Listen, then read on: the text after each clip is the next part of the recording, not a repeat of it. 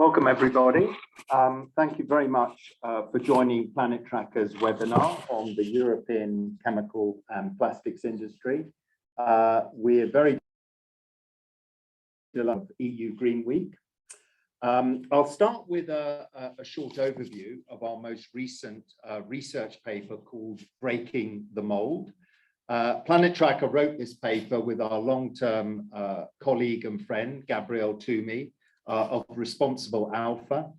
Responsible Alpha is a consultancy that provides client-focused ESG integration solutions. We wish Gabriel a quick recovery from recent illness. The issue on which we will focus today is whether the European chemical and plastics industry has reached a tipping point. In other words, has a business as usual strategy that is keeping with the status quo become more risky than adopting a transition strategy and changing course? In summary, does the chemical and plastics industry need a new strategy and change in direction? I'm delighted to be joined with Paul Hodges, who you can see also on the screen, to explore and discuss this issue in more detail. But more on Paul in a moment. For those of you who are not aware of Planet Tracker, let me just share a very high-level summary. Planet Tracker is a not-for-profit think tank and part of the Tracker Group. If you've not heard of Planet Tracker, you may know our sister company, Carbon Tracker. Planet Tracker aims to align financial markets with a sustainable future. Planet Tracker produces research and engages with the capital markets on natural capital and biodiversity issues through 5 main programs.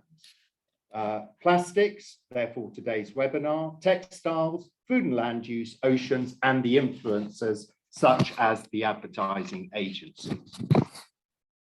So let me run through and give you a brief overview of the note in our latest research paper, Breaking the Mould. Please note this paper is freely available on the Planet Tracker website, as well as a range of financial platforms on an open access basis, such as Bloomberg, Refinitiv, and S&P Capital IQ. So let me start. What we should be in no doubt about is that the chemical and plastics industry is very important both globally and to Europe. There is a group of about 90 companies accounting for 3/4 of plastic production capacity across Europe. Within Europe's borders is a sort of super cluster, if you like, of these major companies within an area called the Trilateral Chemical Region, which accounts for nearly half of all Europe's production. This trilateral region covers North Rhine-Westphalia in Germany, that's Germany's biggest state by population, Flanders in Belgium, and the Netherlands. It accounts for around 350,000 employees. And if you look on a chemicals sales per capita basis, it equates to about 3,600 euros, probably the highest of any region in the world. Now, plastics are firmly embedded in the broader European economy. On this slide, we show the 5 sectors that account for nearly 80% of plastic consumption. It probably won't surprise you that the largest user is the plastic container and packaging sector, accounting for half of this consumption by itself. If you'd like to know more about this particular sector, the PCP sector, please do visit our website or the financial platforms that I mentioned to you earlier as we've written about this sector. In second place is building and construction sector, then the auto industry, which is fast becoming a bigger and bigger user of plastics, and then finally, electricals and electronics at 6% and household and leisure at 4%. And here on this slide, we're showing the key corporates, the major corporates that need to consider whether to keep going as normal or head off in another direction. In other words, a transition strategy. And that's what we'll examine in further detail with Paul soon. Top of the list in terms of capacity is the privately held INEOS. Although its chairman and CEO, Jim Radcliffe, may be publicity shy, many people who don't know about the chemicals industry have probably heard of them through their sports sponsorship, such as cycling, football, sailing, and Formula One. The largest listed company on this list is Total Energies, formerly known as Total, which rebranded in May 2021 in order to accentuate its more sustainable focus. I'll let you decide whether this rebranding is working or not. Those companies shown in green are publicly traded, while those in blue are privately owned. So what does business as usual look like at the moment?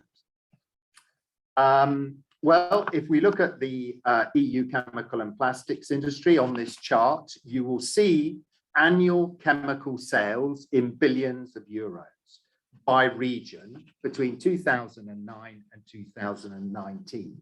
Within each of these groupings, the dark blue shows you the European Union 27. The sixth column in each grouping in bright green, which becomes the largest, as you can see, are the chemical sales of China. The contrast between these two regions is stark. You'll notice that the EU 27 is pretty flat over this period, while China appears to show relentless growth. And what does the regulatory regime look like? We've already seen that competition looks tough. And the reality is that Europe appears to be leading the way in terms of regulation of plastics. Already, EU member states need to implement the Single-Use Plastics Directive into national law. And there's also a plastic waste levy. But further rules are on the way. And in this chart, you can see under 2025, which is the commentary in the bottom right-hand corner of this slide. Note, for example, the requirement for 25% of recycled PET in bottles by this time. And what is not on this chart is the recent United Nations Environment Agency negotiations, which agreed that they should start work on a global plastics treaty. So change looks inevitable. And finally, I must state the obvious. The chemical, petrochemicals, plastic industry is very exposed on a range of environmental issues. Firstly, the chemical and petrochemicals industry is a top 3 carbon emitter behind iron and steel and cement. And remember that the industry doesn't just consume fossil fuels as energy, it also uses it as a feedstock. Secondly, it's very exposed on toxins that it emits during the production process and the impact that this has on human health and the environment more generally. This is an area that Planet Tracker will be researching in more detail shortly. And thirdly, plastic pollution is very visible, whether on land or the oceans or waterways, but there's also the invisible, which we've been learning a lot more about in terms of microplastics. So I put it to you, if you were facing these challenges as a board member of one of these chemical and plastic companies, would you stick with business as usual strategy, or would you be looking for alternatives? Now, to help me explore this issue in a lot more detail is Paul Hodges. Paul has, I have to say, immense experience in this area. Let me share with you a few insights about Paul. Not only is he chair of New Normal Consulting, but also of Nitec Solutions. He's on the board of both chemical manufacturing company and also a recycling one. Paul is a global expert with the World Economic Forum, where he provides expertise, probably won't surprise you, on new plastics economy and sustainability issues. He's worked in a number of regions around the world, including Europe, the Middle East, and the US. And if that's not enough, he also publishes about the industry in his weekly blog, PH Report, to which you can sign up for free. So you've probably got the picture. Paul is an expert in different areas of the chemical industry, has global knowledge and a thorough understanding of sustainability issues. Paul, I have to say that your CV makes me feel most inadequate, but you're still very welcome. Thank you very much, John. So, Paul, if I may start, can I ask you a few questions? And I should say, Paul, right up front, you don't have to agree with anything that I've said. We would very much like this to be an open session. So please share your thoughts freely. So, Paul, the first thing I'd like you to do, and something that we come across a lot, is few investors doubt that environmental issues are important, that they understand that there's a whole range that we've discussed between chemicals and plastics. However, could you sort of help define this area a bit? I've already mentioned chemicals, I mentioned petrochemicals, and I mentioned plastics. Could you sort of provide a bit of definition for us? Yes, I mean, we could spend the whole webinar on this, but in a nutshell, John, essentially what we're looking at, the chemical industry is the building block for most of the modern economy. And so it goes into detergents, agrochemicals, pharmaceuticals, but what we're really talking about here is petrochemicals, and most petrochemicals go into plastics. So we're talking about the range of packaging materials that we know and love, as well as obviously the sort of longer use products that go into cars, to water pipes and so on. Talk about polyethylene, polypropylene, PVC, polystyrene, PET, those kind of products. Good. Thank you very much. Very succinctly put. Thank you. Secondly, this might be a bit controversial coming from an environmental think tank, but I sort of want to push you on this. Look, many of us understand that plastics are very well integrated into the global economy. We've gone through some examples on one of the slides. Let's be honest about this, Paul. We relied heavily on single-use plastics in the medical field, for example, during COVID. We rely on it for food packaging, construction, autos that we've mentioned earlier. I'm wondering, do you believe, from your extensive understanding of this industry, that actually we have to pay this environmental price if we want these plastic products? I think I'd rephrase the question. There are things that we know about today and that we're worried about today that we didn't know about and we weren't worried about 10, 20, 30 years ago. And it's the job of any industry, whether plastics or otherwise, to keep up to date with developments. At one point, I was running ICI's chlorine business, and we had the problem of ozone. Now, first of all, nobody knew about ozone. Then we realized that it was due to CFCs, and then we said, right, this is about license to operate. And so we got rid of CFCs. So I don't think there's any issue with the chemical industry understanding this. Plastics themselves have made a fantastic contribution to modern life. My old company, ICI, invented polyethylene, the oldest one, 1933. But that doesn't mean that we can sit on our sort of laurels. We have to tackle the problems of marine waste. We have to tackle CO2 emissions in order to continue the progress that we've made. But I don't think there's a choice here. Okay, thank you. Now, I presented, Paul, a bit of a bleak picture about the competitiveness of the European chemical industry. I sort of showed that it's been flat over a decade, and then you've just had sort of China seem to be getting bigger and bigger and winning at present. Is that a fair summary in your mind? Well, it is, but there's a context to it, John.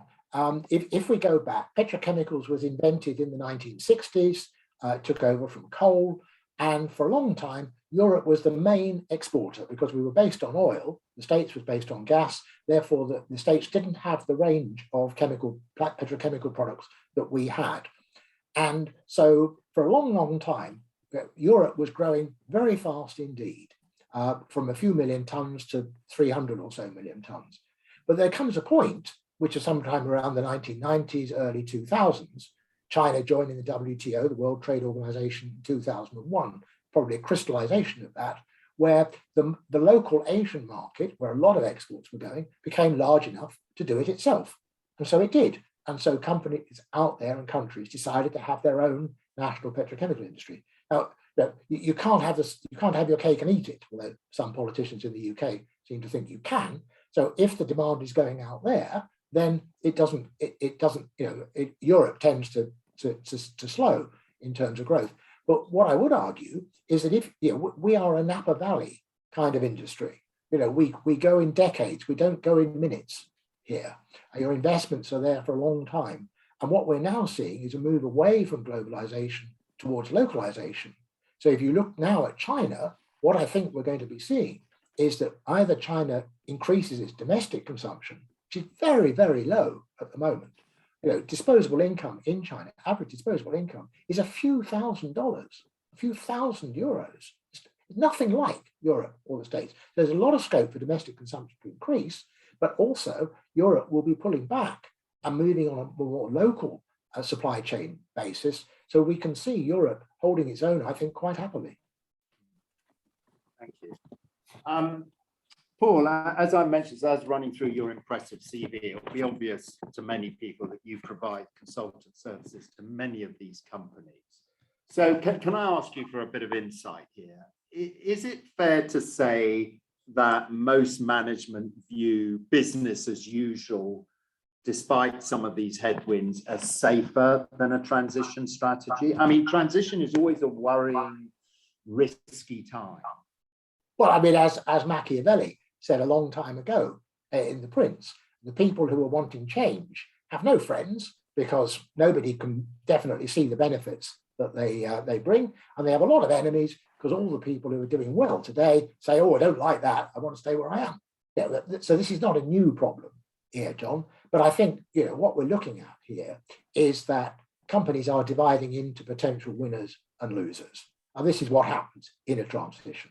If you look, just to pick, sort of not quite at random, companies like Arkema, Covestro, OMV, Borealis, I'd include parts of Total Energy, Shell and so on, BP as well. They've been very public in acknowledging the needs of change. The industry association, CEFIC, the European Chemical Industry, Plastics Europe and the American Chemistry Council have all said, we need to change. But I freely admit as well, there are going to be losers. There are companies who bury their heads in the sand at the moment. I mean, there are a lot of companies still in the States, I'm afraid, who invested heavily in shale gas production, which was never a good idea, in my view, and they don't want to admit their mistake. So they're digging their hole rather than trying to find a new way forward. But things change. Thank you, Paul. Paul, I'm going to push you a bit further on this point. In fact, you've run a very big division of ICI in its day. So what I want to sort of put you on the spot about is that if you were presently in that position, running one of these companies, and by the way, we've alluded to this in the slides, would you actually be fairly tempted to dig in and increase the political lobbying? So what I'm saying is, look, we know these are big companies, they're big employers, they're very important often to regional economies, let alone the national economy. The politicians can't really let these companies fail. So it's quite a tempting strategy to keep as is, isn't it? I would say not. I think that what we're really talking about here is license to operate. And this is important for any company. If you start to lose your license to operate, if people begin to think you're not actually there for their benefit, then I think you run into trouble.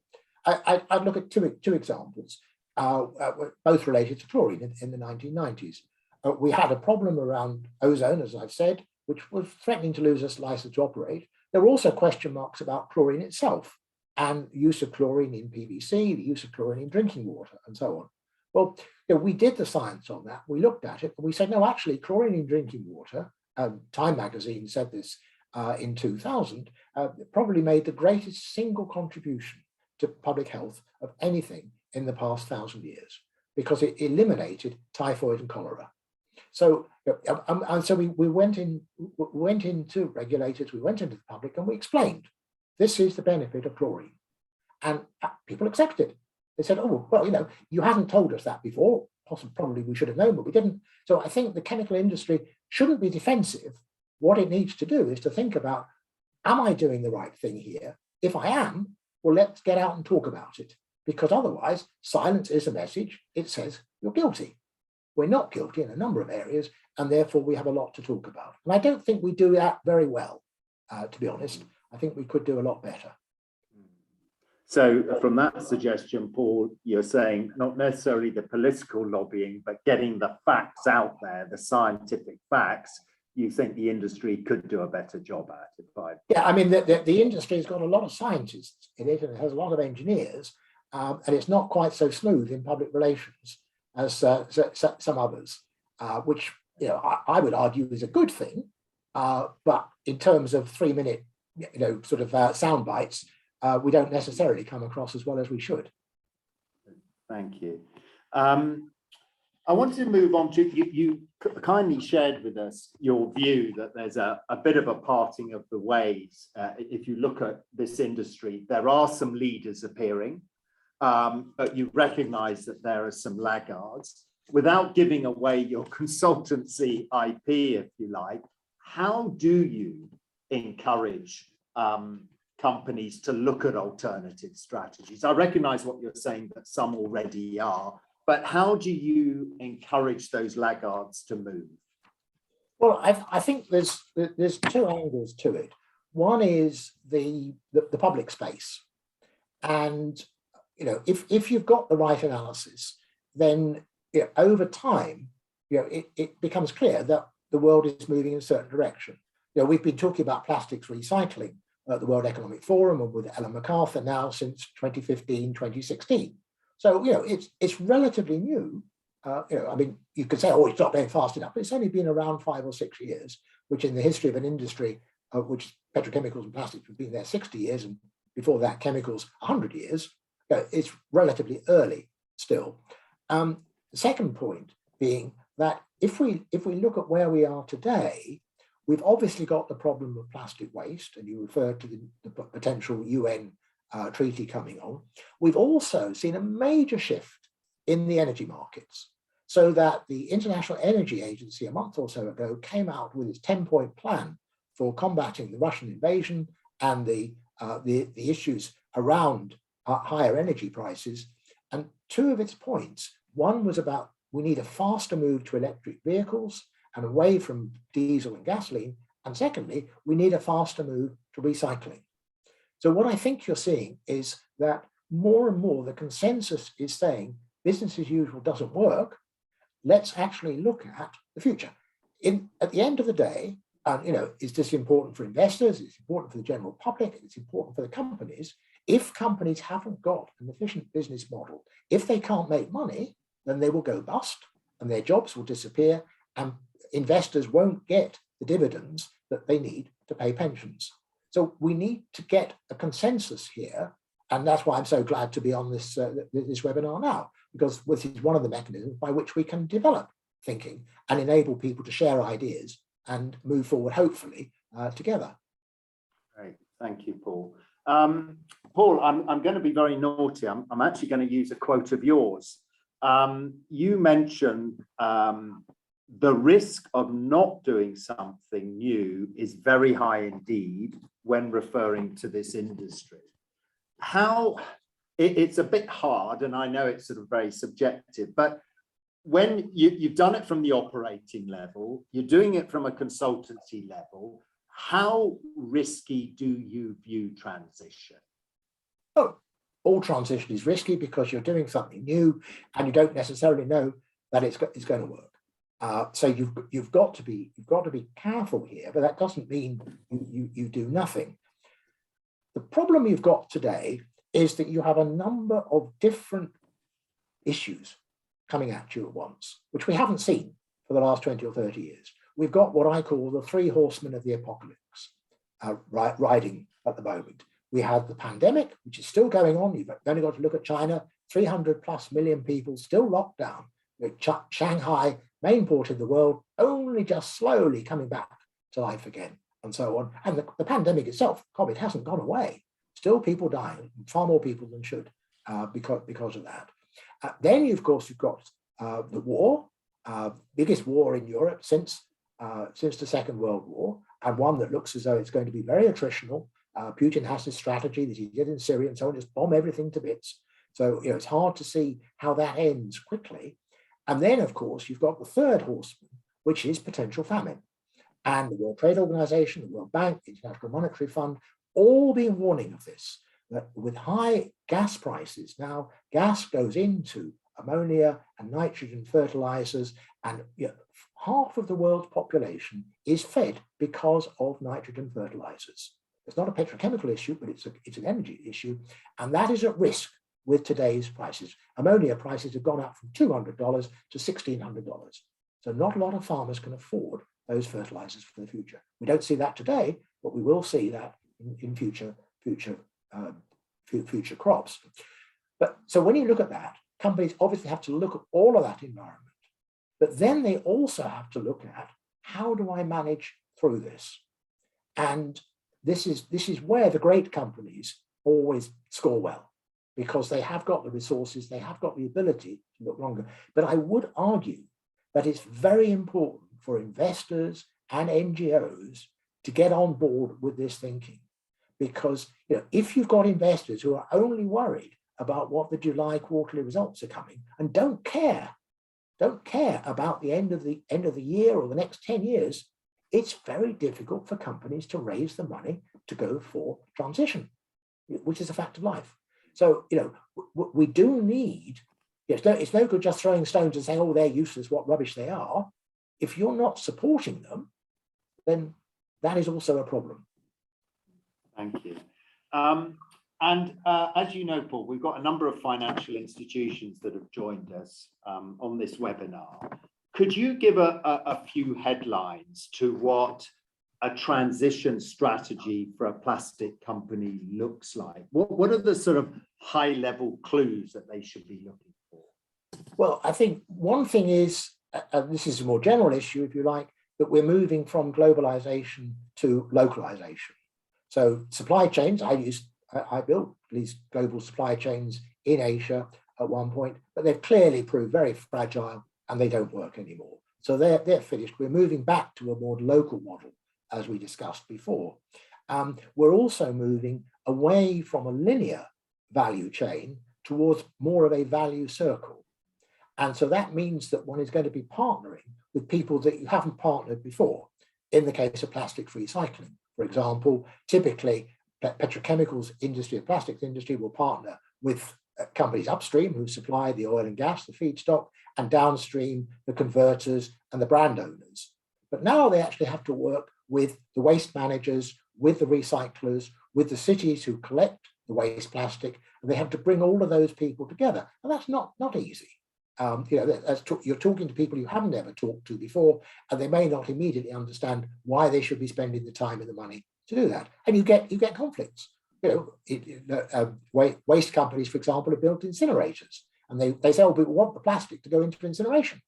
And the plastics industry is now saying, no, we actually want to keep it. The one critical point I would make is that we obviously reduce, reuse, and recycle is the order. But you talked earlier about the cement industry and others. The point about the plastics industry is that we need carbon. If we don't have carbon, we don't have a plastics industry. So what we have to do is to find a way of working with renewable carbon. And renewable carbon, where we're actually now recycling the waste plastic and turning that back into products and doing that continuously, year by year, decade by decade. But that will take time to set those plants up and to get the technology working and so on. But that is the way forward. And I believe it will give us a big platform for future growth. Thank you. So you just raised a really important point and actually a very big point for civil society about trying to get this balance between reduce, reuse, and recycle.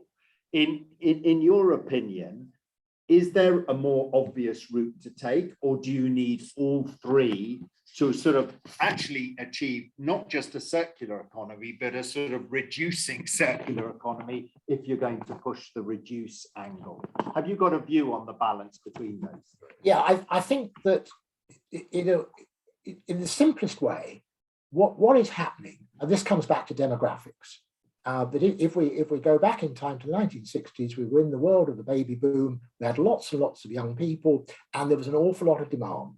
And those young people went out into work. They started settled down to have families. They bought cars. They bought houses, and so on. There was a tremendous surge of demand, and so the job of the petrochemicals and plastics industry, all the way up to 2000 or so, was really to be supply driven.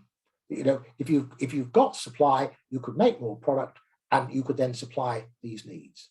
Now, from 2000 onwards, that balance changed, because from 1970 onwards, in the West, so in Europe and in the States and other major countries as well, women stopped having a number of babies, the replacement level, below 2.1. So instead of having 2.1 plus children, they have below 2.1. So gradually now, from 1970, we're 50 years on. So the number of people in what you might call the wealth creator generation, that vital for demand 25 to 54 age group, is now reducing very fast. I mean, this is why the central banks have got in such a mess, because they've effectively, for 20 years, under Greenspan and Bernanke and so on, tried to print babies. Well, it didn't work, did it? We just printed a lot of debt. But that's a sort of separate issue. But that's where we are today, that we need to move towards a more sustainable economy, because the other great thing, and this is partly due to the chemicals industry and pharmaceuticals and so on, is that we're all living a lot longer. So we don't, you know, at the end of the Second World War, we died at pension age. Okay, that's fine. You know, you're out of the way, thank you very much. Now we have people living 15 or 20 years longer on average. So, but they're not producing, they're not at work, they're not having babies, they're not, you know, and so on. So demand is now much slower, and therefore we need, from a societal point of view, to become much more sustainable. We need to do more with less, because people haven't got that cash anymore. And so that's where the chemicals industry has this great opportunity, because it has the potential, if we move towards reuse, recycle, and taking on board renewable carbon, we can perform a very valuable service for the next sort of 30, 40 years. Thank you. Paul, you'll be relieved to know that I'm about to stop grilling you because we're just about out of time. So I'm going to jump to the last question, if I may ask you. So you've actually mentioned these companies, these chemical companies, petrochemical companies, plastic companies are very asset intensive. I think if I'm going to quote you back, you said they tend to think in decades rather than the next quarterly earnings. I take your point on. Do you think the solutions to what we're talking about, you know, reduce, reuse, recycle, are they all very long-term solutions, or do you also see some short-term solutions? Well, I do. I think that if I might put in a plug for one of the companies that I have the privilege of chairing, Nitec Solutions, you know, we're coming along with new technology targeted at the net zero concept, where you're transferring old stirred tank reactors that do, you know, you go back to Shakespeare's time, you would still see the same kind of stirring around going on, and turning that from batch to continuous. And we can do that. We can make that safer. We can make it greener. We can make it cheaper, which is very important, and faster. So you're getting 30 to 50% cost savings. You'll make much less waste and so on. So we are always going to be a technology-based business, but we can move now towards technologies that are much faster to implement, particularly because I believe we're going to be on a much more local basis. You know, in the past, we've been building world-scale plants. Well, inevitably, they take 3 to 5 years to build. But if you're going to build local plants around London, around Vienna, around Paris, around Madrid, and so on, then actually you can do that much faster. And so I think that this is one of the keys for winners and losers, that we will see companies beginning to put their toe in the water in this way.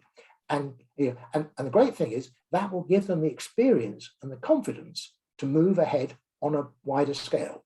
The chemical industry is not suddenly going to stop doing everything the way they did and move to a new way. That's just impractical and couldn't be afforded.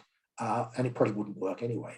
But what you can do is you can take modern sort of NETEC solutions type technology and put that into work and develop methodologies for doing that, which will be cheaper and will get, I think, very good financial returns as well, which is, of course, at the end of the day, important. Paul, thank you very much for answering my questions. I know that many of them are very complex, and we've sort of forced you to condense it into very short answers. I understand that will leave some people dissatisfied because they'll want to explore this in more detail. I know that you're definitely available on LinkedIn and people can reach out to you there as well. But I want to say from Planet Tracker, a big thank you for putting up with my questions, for providing the answers. And obviously we look forward to staying in contact with you. Can I also take this opportunity to thank everyone who joined us on this webinar. It's a pity we're out of time. We could have spent a much longer discussing these issues, but it is what it is. So thank you, Paul. Thank you for everyone who joined us. Take care. Thank you. Thanks, John. Thanks all.